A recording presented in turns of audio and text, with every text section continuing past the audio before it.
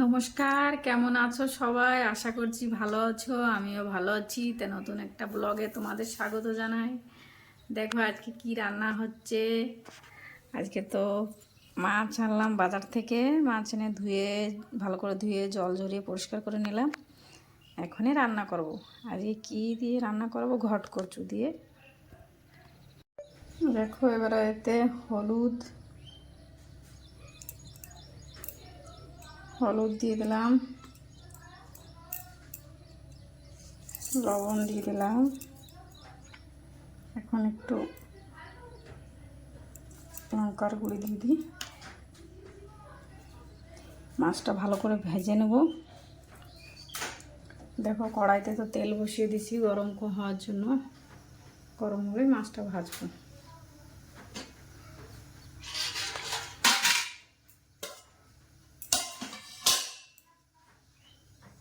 আর এখানে কি হয়েছে, কচু কাটে রেখে দিছি ভালো করে ধুয়ে। সিদ্ধ একটু করতে হবে, একটু সিদ্ধ করলে তরকারিটা সুন্দর হবে।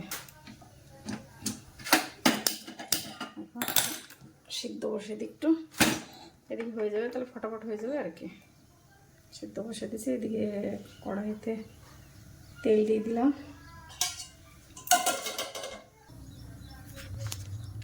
তো দেখো এখানে ভালো করে হলুদ লবণ লঙ্কার গুঁড়ি মাখিয়ে নিলাম।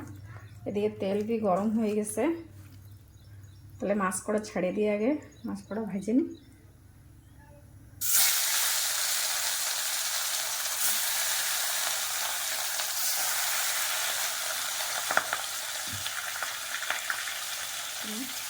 চার পিস করে দিয়ে ভাজতে হবে আর কি। দেখো এখানে মাছ দিয়েছে, ভাজা হয়ে গেছে। এখানে উঠাই ফেলি। কত সুন্দর ভাজা হয়েছে।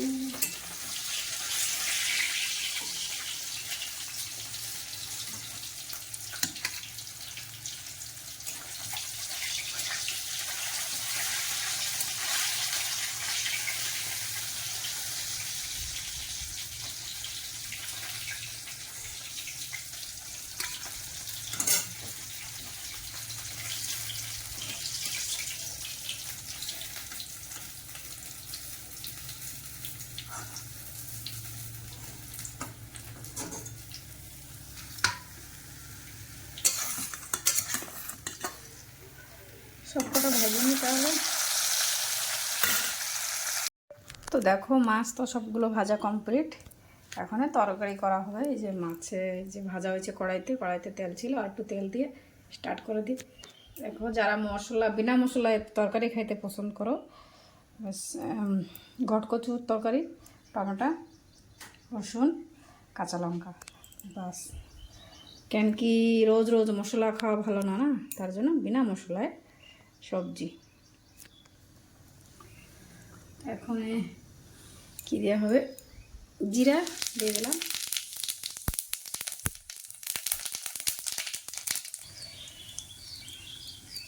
রসুন করে দিয়ে দিই।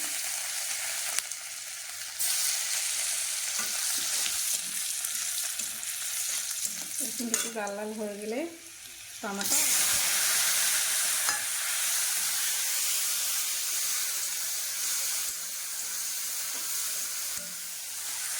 কাঁচা লঙ্কা।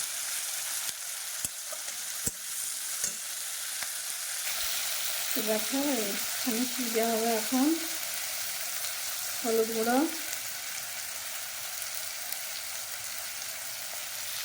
লবণ,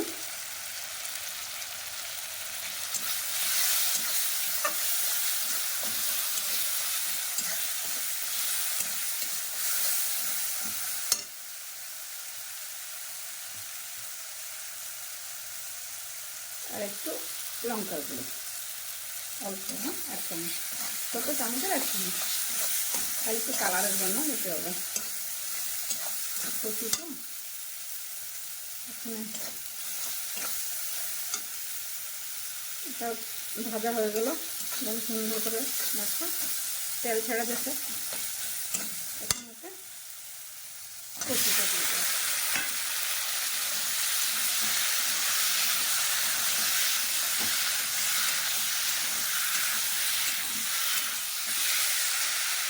এটা এখন ভালো করে ভেজে নিই তাহলে। তো দেখো এইখানে খুব সুন্দর করে ভাজা হয়ে গেছে। এখানে গরম জল করে রাখছি, তাহলে কি হবে জলদি জলদি হয়ে যাবে, সিদ্ধ করাটা তো তার জন্য গরম জল করে।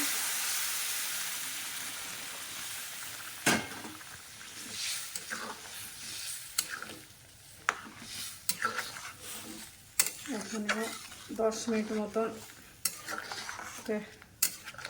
ছাড়িয়ে দিতে হবে।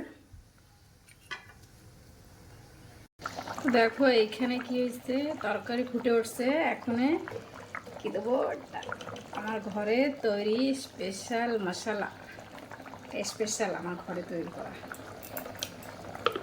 1 চামচ দিয়ে দিলাম, সেন্ট হয়ে যাবে।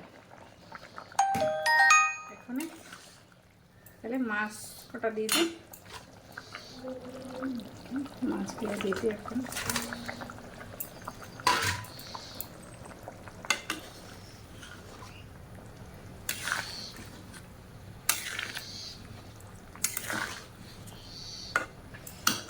এটা কী করতে হবে, ঢাকিয়ে দিতে হবে। এটা 5 মিনিট মতন ঢাকিয়ে দিলে তরকারি কমপ্লিট। দেখো কমপ্লিট রান্না। এই যে নামাই নিছি তরকারি, এই যে ঘটকচু মাছের তরকারি রান্না কমপ্লিট। যারা বেশি কম মশলা খাইতে পছন্দ করো তারা এমন করে রান্না করে খাইতে পারো। কালারটা দেখো আবার, কালার একটু লঙ্কার গুঁড়িতে কী সুন্দর কালার আসছে না। তেলের পরে টমেটো দিয়ে তারপর লঙ্কা গুঁড়ো দিলে এরকম সুন্দর কালার আসবে। তো এখানে শেষ করি। সব ভালো থাকবা, সুস্থ থাকবা, সাবধানে থাকবা। ভালো যদি লাগে লাইক শেয়ার কমেন্ট করবা, আর রেসিপিটা ঘরে ট্রাই করো, দেখো কেমন লাগে, তারপরে কমেন্ট করে জানাও।